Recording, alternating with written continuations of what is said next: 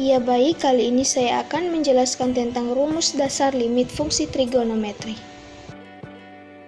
Pada pembahasan limit ini, kita menggunakan rumus dasar limit fungsi trigonometri seperti di bawah ini, di mana lim x mendekati 0, x per sin x sama dengan lim x mendekati 0, sin x per x sama dengan 1. Artinya, dua nilai ini nilainya sama, yaitu bernilai 1. Begitu juga dengan lim x mendekati 0, x per tan x sama dengan lim x mendekati 0, tan x per x sama dengan 1, dan nilainya adalah 1.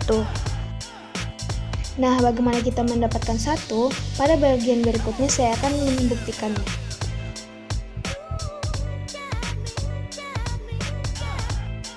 Sebagai pembuktian, akan digunakan lingkaran satuan yang berpusat di titik O dengan titik-titik lain yang ada pada lingkaran dan di dalam lingkaran. Nah, lingkaran satuan ini artinya adalah lingkaran yang memiliki jari-jari satu satuan. Nah, kemudian kita misalkan untuk besar sudut AOP adalah X radian. Akan saya tuliskan di sini sudut A ini dia adalah X radian. Jika besar sudut X ini kita buat untuk mendekati 0, artinya semakin mengecil, otomatis titik P yang tadinya di atas sini, dia akan menuju ke titik A.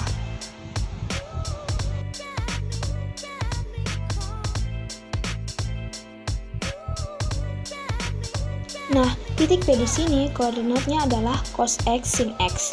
Nah, dari mana asalnya kita anggap titik P ini? Awalnya koordinatnya adalah A, B. Seperti kita ketahui bahwa titik A, B artinya adalah X-nya adalah A dan Y adalah B. Nah, karena P di sini koordinatnya ke bawah, maka ini adalah titik P artinya panjang dari O sampai ke P adalah nilainya A. Dan titik O sampai ke titik atas ini adalah nilainya B. Nah, kemudian kalau dilihat segitiga OBP adalah segitiga siku-siku dengan siku-siku di titik P.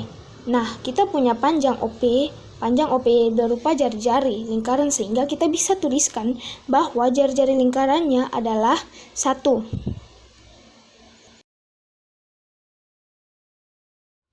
Karena lingkaran yang kita gunakan adalah lingkaran satuan, sehingga jika kita gunakan perbandingan trigonometri pada segitiga siku-siku OB, bisa saya tulis misalkan kita mau cari A. A di sini posisinya di samping X. Kita punya nilai samping dan 1 adalah sisi miring. Jadinya samping dan miring. Kita punya cos X sama dengan samping per miring. Sampingnya adalah A dan miringnya adalah 1. Jadinya 1A, A per 1. Di sini bisa saya tulis bahwa nilai dari A adalah cos X. Kemudian kita akan mencari nilai B, di mana nilai B ini terletak di depan sudut E, sehingga saya tuliskan depan dan miring. Di sini kita punya perbandingan sin X depannya adalah B dan miringnya adalah 1. Sehingga kalau saya tuliskan perbandingan ini dalam bentuk yang lain adalah B sama dengan sin X. Sehingga kita punya koordinat P ini adalah cos X dan sin X. Nah, karena tadi X-nya ini mendekati 0, sehingga titik P ini akan mendekati titik A yang koordinatnya adalah 1,0. Karena dia posisinya pas-pas di jari-jarinya. Sehingga lim X mendekati 0, kenapa lim X mendekati 0? Karena X tadi mendekati 0 menggunakan bentuk limit. Limit X mendekati 0, cos X akan bernilai 1. Dan lim X mendekati 0 dari sin X akan bernilai 0. Kemudian perhatikan garis PB. Garis PB ini tegak lurus dengan sumbu X dan menyinggung busur lingkaran kecil BC. Di titik B. Nah, bisa kalian perhatikan luas sektor OBC pasti kurang dari sama dengan luas sektor OBP. Dan OBP pasti kurang dari sama dengan titik OAP.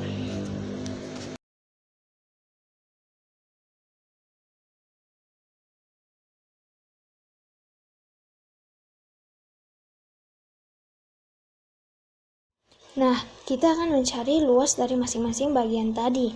Berdasarkan rumus luas yang kita ketahui, kalau kita ingin menentukan luas dari sektor OBC, luas dari OBC. Nah, dengan sudut pusat sama dengan X. Luas OBC, jika saya tuliskan adalah luas OBC sama dengan sudut pusatnya dibagi dengan total dari sudut lingkaran dikalikan dengan luas lingkaran.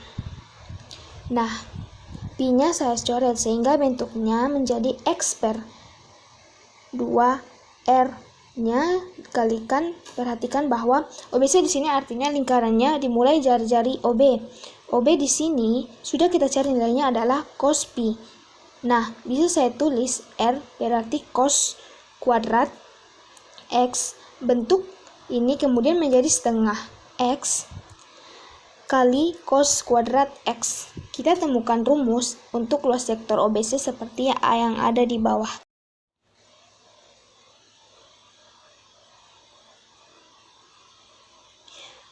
Kemudian untuk luas OBP, kalian lihat OBP. OBP di sini adalah segitiga karena dia berupa segitiga. Segitiga ini ruasnya adalah setengah kali alas. Alasnya tadi tetap sama ya, cos X. Tingginya adalah yang ini. Tingginya adalah tinggi BP. Tinggi BP ini adalah sin X. Jadi kalau saya tulis luas dari OBP akan sama dengan setengah alasnya adalah cos X kali tingginya adalah sin X. Nah, seperti yang sudah ada di bagian bawah ini. Kemudian untuk luas sektor OAP dengan cara yang sama seperti tadi, dengan menggunakan rumus luas juring, kita temukan bahwa luas OAP adalah setengah X. Kenapa setengah X? Karena jari-jarinya bernilai 1. Nah, setelah kita temukan rumus luas masing-masing sektor tadi, kita peroleh hubungan. Kita kembalikan lagi ke bentuk pertidaksamaan ke sebelumnya, bahwa luas sektor OBC itu kurang dari luas OBP kurang dari sama dengan luas sektor OAP. Dan sudah saya masukkan setiap luas rumus tadi diperoleh setengah cos kuadrat X kalikan X kurang dari sama dengan setengah cos X kalikan sin X kurang dari setengah X. Kemudian bentuk dari pertidaksamaan ini masing-masing kita kalikan dengan 2 per 2 X cos X sehingga kita peroleh, karena setengah ini saya kalikan 2 sehingga setengah ini saya coret. Cos kuadratnya saya coret karena saya coret dengan cos X yang di bawah sehingga bentuknya menjadi tinggal cos X. Nah, X ini juga saya coret karena saya coret dengan X yang di bawah sini sehingga bentuk sebelah kiri menjadi cos X dan sebelah kanan menjadi sin X per X dan sebelah paling kanan menjadi 1 per cos X. Nah, kita ambil X mendekati 0 sehingga kita peroleh lim X mendekati 0, nilai cosnya adalah 1. Lim X mendekati 0 sin X per X tetap saya tuliskan dari 1 per cos X itu bentuk limit X mendekati 0 juga bernilai 1. Bentuk ini bisa saya tulis yang satunya menjadi lim X mendekati 0 dari X per sin X.